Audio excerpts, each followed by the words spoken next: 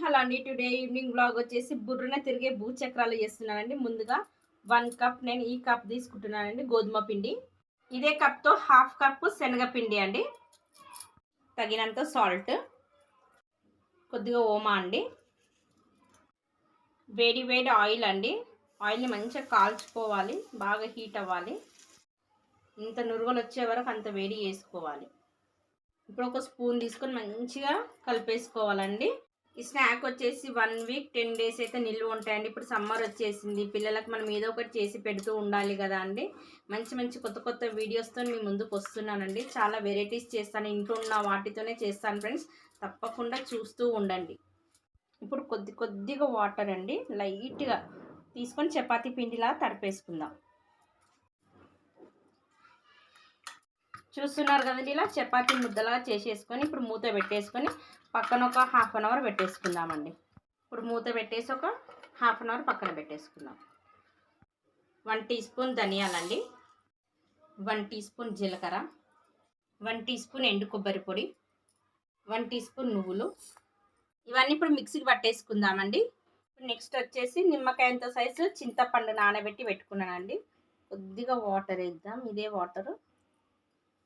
Half tea spoon కారం అండి, తగినంత ఉప్పు, 1 టీ స్పూన్ షుగర్ అండి కట్టా మిఠా కోసం.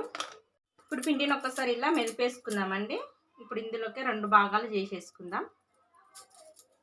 కొద్దిగా పొడి పిండి వేసేసుకొని చపాతీలా వేసేసుకుందామండి.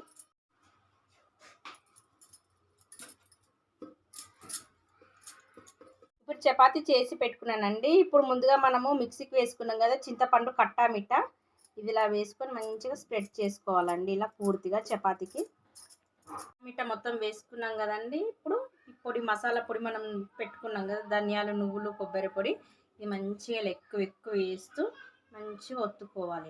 ఇలా ప్రెస్ చేయాలి. ఇలా పూర్తిగా అంచుల వెంట కొద్దిగా తడితో అద్దుకోవాలండి. ఇలా పూర్తిగా అద్దేసుకొని రోల్ చేసేసుకుందాం. ఇంకా ఇలా చిన్నగా గట్టిగా నొక్కుతూ రోల్ చేసేసుకుందామండి. పూర్తిగా ఇలా నైఫ్తో కట్ చేసేసుకుందామండి.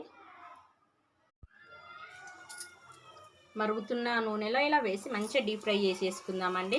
చూస్తున్నారు కదా ఫ్రెండ్స్, బుర్రన తిరిగే భూచక్కల స్నాక్స్ అయితే రెడీ అయిపోయిందండి. ఇప్పుడు టమాటా కెచప్తో ఇట్లా సర్వ్ చేసుకుంటే మాత్రం ఎమ్మీగా ఎంతో బాగుంటుందండి. పిల్లలకి ఎంతో నచ్చుతుంది. తప్పకుండా ట్రై చేయండి ఫ్రెండ్స్. ఈ వీడియో కనుక మీకు నచ్చినట్టయితే లైక్ చేయండి, షేర్ చేయండి, సబ్స్క్రైబ్ చేసుకోండి. మరిన్ని వీడియోస్ కోసం నా ఛానల్ని వాచ్ చేయండి.